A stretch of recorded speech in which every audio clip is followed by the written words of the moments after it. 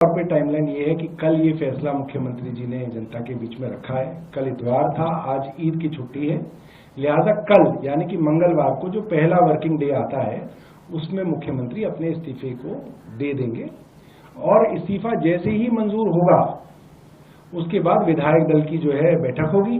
विधायक दल अपना एक नेता चुनेंगे।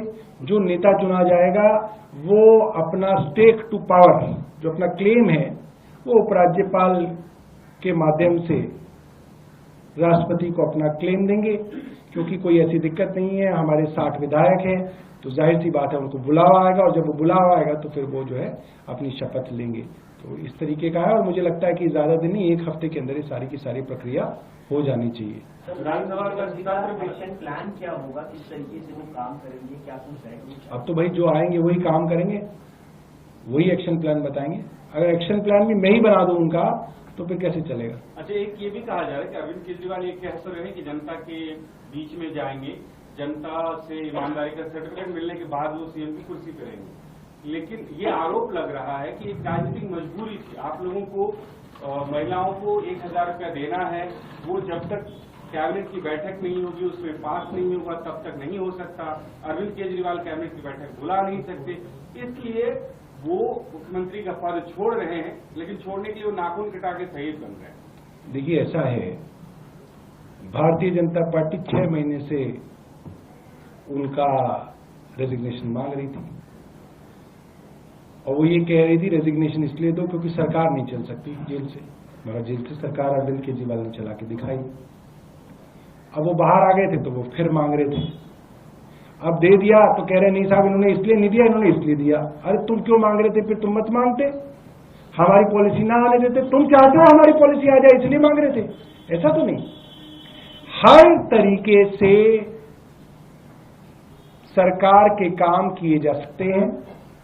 मुख्यमंत्री को इजाजत थी कि वो जितनी भी फाइलें एजी के पास भेजी जानी है वे फाइलें साइन कर सकते थे और सारी की सारी फाइलें उनकी साइन की हुई जाती हैं। दूसरी बात, जब से मुख्यमंत्री अरविंद केजरीवाल मेजॉरिटी से बने, फरवरी 2014 से, माफ कीजिएगा 15 से, तब से लेकर अब तक बंदिशें ही बंदिशें मुख्यमंत्री जी के पास रही हैं। मगर बंदिशों में भी जो काम कर ले उसका नाम अरविंद केजरीवाल है, इसीलिए जनता बार बार उनको वोट डालती है। तो ये सब तो कुतर्क हैं, ये सब जो है भारतीय जनता पार्टी परेशान है। मैं कल एक भारतीय जनता पार्टी के बहुत बड़े नेता से मिला, नाम बताऊंगा तो आप वो नाराज हो जाएंगे, और एक नहीं कईयों से मिला। एक जगह मुलाकात हो गई, फिर एक जगह आज सुबह एक भारतीय जनता पार्टी के नेता से बातचीत भी हो रही थी।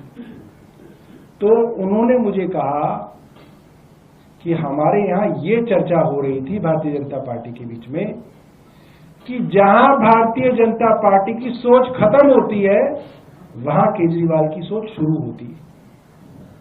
ये चर्चा चल रही है आज भारतीय जनता पार्टी में, क्योंकि वो लोग सपने में भी नहीं सोच सकते थे कि कोई आदमी सत्ता त्याग कर सकता है। उनके यहां तो झगड़े होते हैं सत्ता के लिए, लॉबिंग होती है, कोई आरएसएस का आदमी होता है, कोई जो है गडकरी जी का आदमी होता है, कोई जो है किसी और का आदमी होता है, कोई राजनाथ जी का आदमी होता है। सब लोग आके दिल्ली के अंदर जो है लॉबिंग करते हैं, तब जाके कोई बनता है और उसके बाद भी खूब लड़ाई झगड़ा चलता रहता है।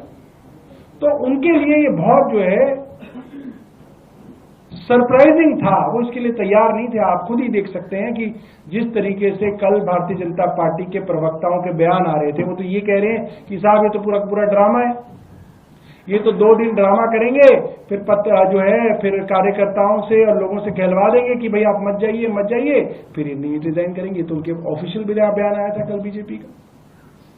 अब उनको डर लग रहा है, नहीं यार ये तो शायद सही में ही रिजाइन कर रहे हैं, तो अब कोई और बयान देखा जाए। तो वो कुतर्क चलेंगे, मगर ये संवाद सीधा अरविंद केजरीवाल जी का जनता से है।